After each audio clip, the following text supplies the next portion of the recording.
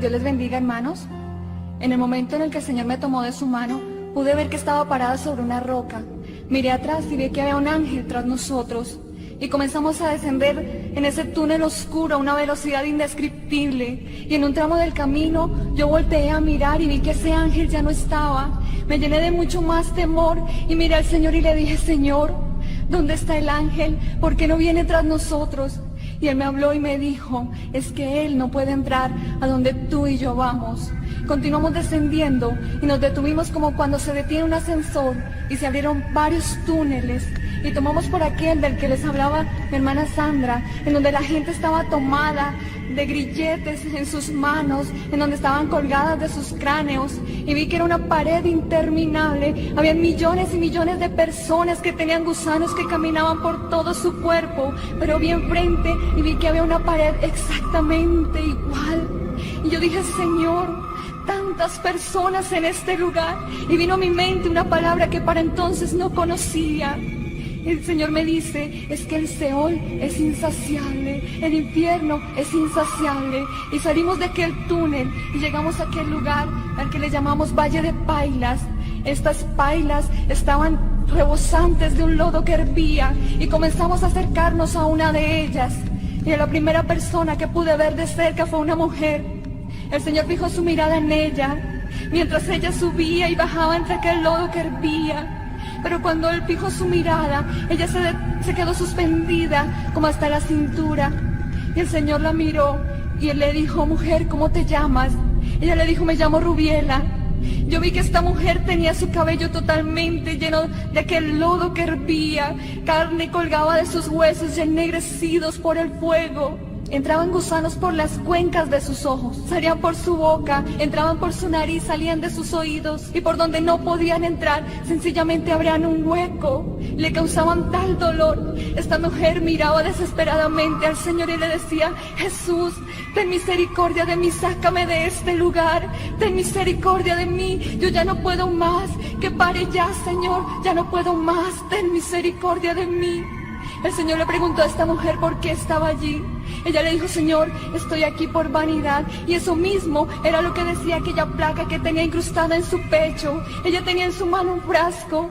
Yo veía un tarro común y corriente. Ella veía un perfume lujoso y ella tenía que tomarlo y aplicar ese ácido que hervía en todo su cuerpo. Y en el momento en que lo hacía, toda su carne se derretía y gritaba desesperadamente y decía: Jesús, ya no puedo más, ten misericordia de mí, sácame de aquí aunque sea un segundo, ten misericordia de mí. Yo no estoy diciendo que es pecado aplicarse un perfume. El Señor nos dijo que esta mujer estaba allí por su perfume. La palabra de Dios nos dice en Deuteronomio 5:7: no tendrás dioses ajenos delante de mí, dice el Señor.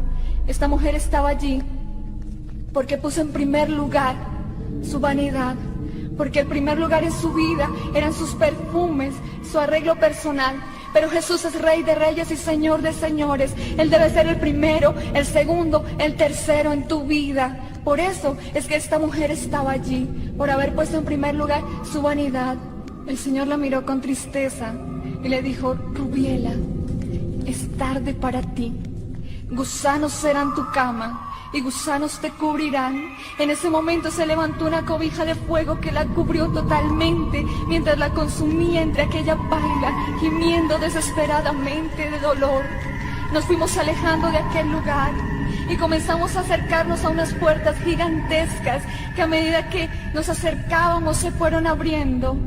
En el momento en que estuvimos adentro, pudimos ver que era una caverna gigantesca y vimos hacia lo alto luces de colores que se movían, vimos como una cámara de humo y de repente comenzamos a escuchar música, salsa, vallenato, rock, toda esta música que se escucha secularmente en las emisoras. De repente, el Señor, que es todopoderoso, hizo un movimiento de su mano y vimos millones y millones de personas que estaban colgadas con grilletes en sus manos, que estaban brincando desenfrenadamente sobre el fuego. Y el Señor nos mira y nos dice: miren, esta es la paga para los bailadores. Ellos tenían que brincar sin poder detenerse un segundo. Si sonaba salsa, tenían que brincar al son de la salsa. Si sonaba rock, tenían que brincar al son del rock. Pero lo peor de todo no era eso, no era que no podían detenerse, lo peor de todo era que sus zapatos no eran normales, tenían unos clavos de aproximadamente 15 centímetros de largo, que estaban atravesados hacia arriba, y tenían que brincar y brincar sin poder detenerse un segundo. Aquellos que querían detenerse venían demonios con lanzas, y se las enterraban y les maldecían, y les decían: alábalo porque este es tu reino, alábalo, alábalo, no puedes detenerte, tienes que alabarlo, tienes que brincar, tienes que bailar, no puedes detenerte un segundo. Lo peor de todo en este lugar, ¿sabes qué es? Es que la mayoría de las personas que estaban allí en ese lugar habían sido cristianos que habían muerto en una discoteca. Muchas personas se preguntan y dicen: ¿pero dónde dice la Biblia que es malo bailar? En Santiago 4:4 nos dice la palabra: oh almas adúlteras, ¿no sabéis que la amistad del mundo es enemistad contra Dios? Cualquiera pues que quiera ser amigo del mundo se constituye enemigo de Dios. Y primera de Juan, capítulo 2, versículos 15 al 17 nos dice: no améis al mundo, ni las cosas que están en el mundo. Si alguno ama al mundo, el amor del Padre no está en él. Porque todo lo que hay en el mundo, los deseos de la carne, los deseos de los ojos y la vanagloria de la vida no provienen del Padre sino del mundo. Y el mundo pasa y sus deseos, pero el que hace la voluntad de Dios permanece para siempre. Recuerda que el mundo pasa, esto se acaba, pero el que hace la voluntad de Dios permanece para siempre, amigo, hermano. Al salir de este lugar, vimos unas pasarelas que eran las que dividían el infierno como en secciones de sufrimiento. Luego vimos sobre ellas a un espíritu, en la misma forma de un muñeco que hemos visto en la tierra. Aquí es llamado duende, troll o gnomo. Tiene el pelo de colores, tiene cara de viejo, cuerpo de niño y no tiene sexo. Además sus ojos destellan maldad. Y el Señor nos mostraba que este espíritu es un espíritu de laxivia. Y él tenía una lanza en sus manos y modelaba sobre aquella pasarela como cualquier reina, como cualquier modelo. Y a su paso enterraba la lanza a aquellas personas que se hallaban abajo de él. Y les maldecía y les decía: acuérdate del día que pasaste por una iglesia cristiana y no quisiste entrar. Acuérdate del día que te predicaron y no quisiste escuchar. Acuérdate del día que te entregaron un tratado y tú lo tiraste. Y ellos trataban de taparse lo que les quedaban de oídos y les decían: cállate, cállate, no me digas más, no quiero saber más, cállate. Pero ellos se gozaban, ellos se deleitaban en su dolor. Continuamos caminando con el Señor, y mientras la gente gritaba y gemía pidiendo misericordia, escuchamos a un hombre que clamaba aún más fuerte que todos los que se hallaban allí. Y este hombre comenzó a clamar diciendo: Padre, Padre, ten misericordia de mí. El Señor no iba a determinar a este hombre, pero cuando le llamó Padre, él se estremeció y lo volteó a mirar y le dijo: Padre, ¿tú me llamas Padre? No, yo no soy tu Padre, ni tú eres mi hijo, porque si fuerais mi hijo estarías conmigo en el reino de los cielos. Vosotros sois hijos de vuestro padre, el diablo. En ese momento se levantó una cobija de fuego y lo cubrió totalmente. Y el Señor nos contaba la historia de este hombre y nos decía que él le llamaba Padre porque él le había conocido, que era un hombre que había asistido a la iglesia, al cual le había hablado por su palabra, al que le había dado 1000 promesas. Y nosotros le dijimos: Señor, pero entonces ¿qué pasaba? El Señor nos dijo: es que él vivía una vida doble. Era uno en su casa y otro en la iglesia. Él decía: bueno, pues como aquí cerca no vive ni el pastor ni ningún hermano, yo puedo hacer lo que quiera.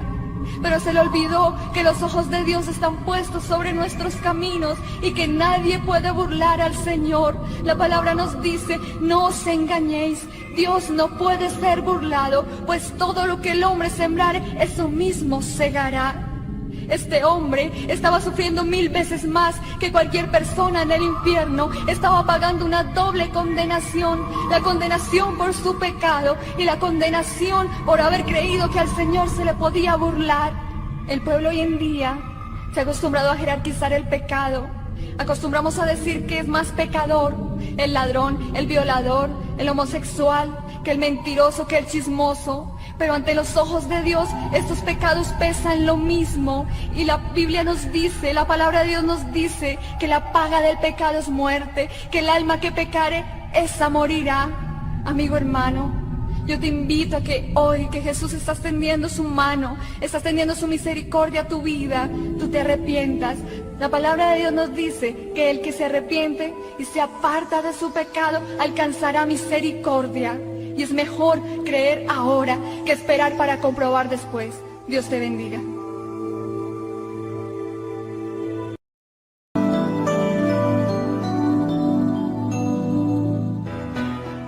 Cuando comenzamos a subir al reino de los cielos, llegamos a un lugar muy hermoso donde habían unas puertas preciosas. Y allí en esas puertas habían dos ángeles. Ellos comenzaron a tener un diálogo, pero este diálogo era un idioma angelical. No podíamos entender lo que se decía, pero el Espíritu Santo que iba con nosotros nos permitió entender lo que estos ángeles decían. Nos estaban dando la bienvenida por el poder haber llegado a este lugar. Cuando estuvimos ahí en esas puertas, el Señor Jesucristo colocó su mano sobre estas puertas y abrió. Nosotros no hubiéramos podido entrar hacia ese lugar si no hubiera sido porque íbamos de la mano del Señor. Comenzamos a apreciar todo lo que había allí en aquel lugar. Nuestros ojos se maravillaban de todo lo que estaba en aquel lugar. Comenzamos a ver un lago gigantesco, un árbol que estaba allí plantado. Este árbol era el árbol que habla la palabra de Dios, que se la va a estar allí, el árbol de la vida. Después de esto, nos dirigimos hacia allí donde estaba este lago, y allí en el lago comenzamos a ver que debajo del agua se movían unos peces. Fue tanto la maravilla de lo que estábamos viendo, que con mis compañeros decidimos sumergirnos debajo del lago. Comenzamos a nadar debajo del agua, y comenzamos a ver cómo muchos peces se movían de un lado hacia otro, y nos acariciaban. Estos peces no huían de nosotros como normalmente lo sentimos aquí en la tierra, como lo vemos, sino que allí la presencia del Señor les daba la tranquilidad para que ellos viniesen hacia mí, porque no les íbamos a hacer ningún daño. Y fue tanto la maravilla que yo tomé uno de estos peces en mis manos y lo saqué, y me di cuenta cómo se quedaba quietecito allí, apreciando la presencia del Señor. Lo puse nuevamente en el agua, y hacia lo lejos comencé a darme cuenta que había unos caballos blancos, como lo dice la palabra de Dios en el Apocalipsis 19:11, que el que lo va a montar se llamará fiel y verdadero. Estos caballos donde el Señor va a venir a arrebatar a su pueblo, a su iglesia. Y yo me dirigí hacia estos caballos y comencé a acariciarlo, y el Señor me acompañó y me permitió que montase en uno de estos caballos. Cuando comencé a cabalgar en uno de estos caballos, comencé a sentir por primera vez algo que nunca jamás aquí en la tierra había sentido. Comencé a sentir por primera vez la paz, la libertad, el amor y la santidad que se vive allí en aquel lugar tan precioso. Comencé a disfrutar de todo lo que podían ver mis ojos. Comencé a disfrutar de ese paraíso tan hermoso que Dios ha preparado para nosotros. Veíamos también la mesa que está servida, que no tiene ni principio ni final. Vimos allí las sillas que están preparadas para nosotros. Comenzamos a ver también unas coronas que están allí listas para que nosotros las poseamos, esa corona de vida eterna. Vimos allí los manjares que están servidos para que cuando lleguen las bodas del Cordero podamos comer de estos manjares que Dios también ha preparado para nosotros. Unos seres angelicales se movían con unas telas blancas allí para preparar los mantos que Dios está preparando para nosotros. Me maravillaba de todo lo que podía ver allí en aquel lugar. Aún trataba de mirar a todo lado. Por algo dice la palabra de Dios que tenemos que recibir el reino de Dios como niños. Nos volvimos niños en aquel lugar. Comenzamos a disfrutar de todo lo que había allí, de las flores, de las moradas que Dios ha preparado. Dios nos permitió entrar a estas moradas. En ese momento nos dirigimos hacia un lugar donde habían muchos niños. Y el Señor en ese momento comenzó a compartir con cada uno de ellos, a jugar con ellos, comenzó a estar ahí en medio de ellos y le dedicaba el tiempo suficiente a cada uno y disfrutaba con ellos. Nosotros nos acercamos al Señor y le dijimos: Señor, estos niños son los que van a nacer allí en la tierra. El Señor dijo: no, estos niños son los que son abortados en la tierra. En ese momento me estremecí, porque dentro de mí había algo que me estremecía, algo que yo había hecho en el pasado. En el tiempo en que yo no conocía al Señor, compartí con una mujer y en ese tiempo ella quedó embarazada. En ese momento yo no sabía qué hacer. Le pedí a ella que me diera un tiempo para tomar una decisión. Pasó el tiempo y cuando fui a tomar una decisión y a decírsela a ella, ya había sido muy tarde, porque ella había abortado. Eso había marcado mi vida. Desde ese principio, aun aunque yo le había recibido al Señor, yo no me sabía perdonar. No sabía perdonar ese error que había cometido en mi pasado. Pero Dios iba a sellar esa herida. Me permitió que entrara hacia ese lugar. Ariel, si ves esa niña que está allí, esa niña es tu hija. Cuando me dijo esto, comencé a sentir cómo esa herida que había estado durante mucho tiempo ahí se cerraba. Me permitió que yo me dirigiera hacia ella y ella viniese hacia mí. Y yo la pudiera tomar en mis manos, pudiera ver sus ojos y pudiera escuchar de su boca una palabra que me dijo: papá. comencé a comprender y a sentir que Dios había extendido su misericordia, que me había perdonado y que yo tenía que aprenderme a perdonar a sí mismo. Querido amigo que me escucha, yo te quiero decir algo. Dios ya perdonó tus pecados, ahora tienes que aprender a perdonarte a sí mismo. Le doy gracias a Dios por permitirme contar este testimonio y llevar esta palabra a cada uno de ustedes. Señor Jesucristo, te doy la gloria y la honra, porque este testimonio es del Señor. El Señor nos permitió recibir esta revelación. Espero que cada uno de mis hermanos que me escuchó reciba la bendición de este testimonio y la lleve a muchos lugares. Que el Señor te bendiga.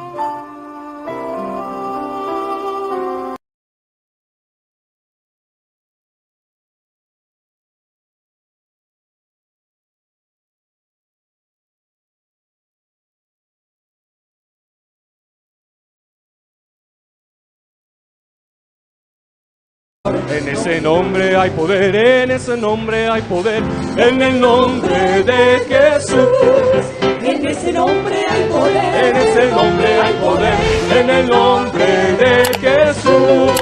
Si somos salvos y bautizados, en el nombre de Jesús. Si somos salvos y bautizados, en el nombre de Jesús.